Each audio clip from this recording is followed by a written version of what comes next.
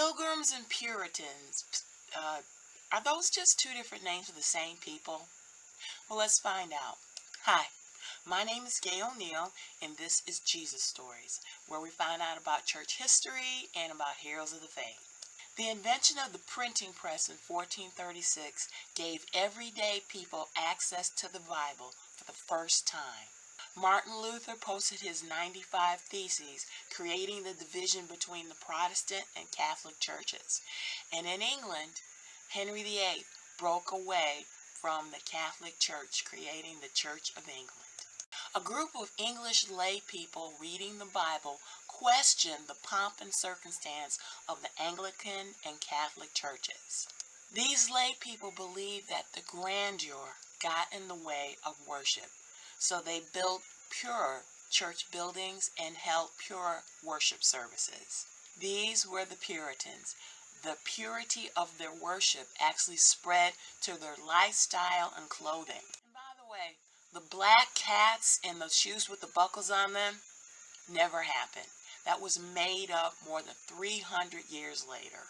Clothing didn't come in black. It had to be dyed black. And dyeing cost money, and the Puritans didn't have any.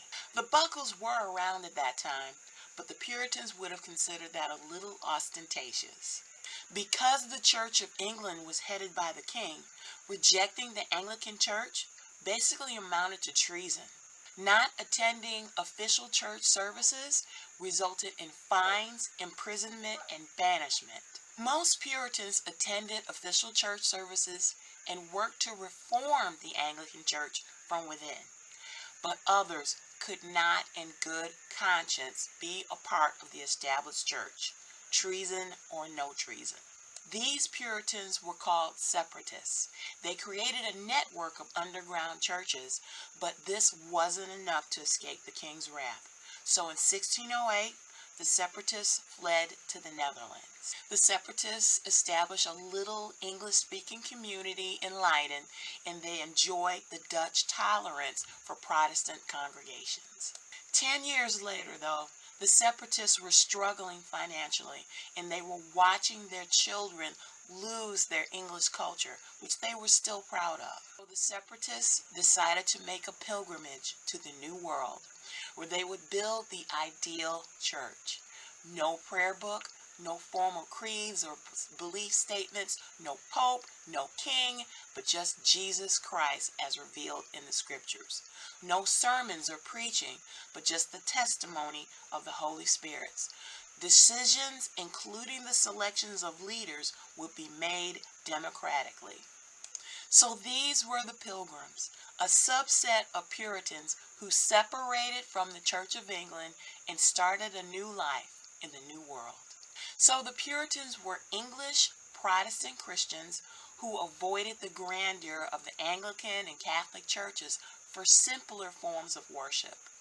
The difference between Puritans and Pilgrims is that while Puritans worked to reform worship from inside the Anglican Church, the Pilgrims decided reform meant leaving the Anglican Church altogether and starting something new. So, I guess all Pilgrims were Puritans, but not all Puritans were Pilgrims. Thanks for watching Jesus Stories.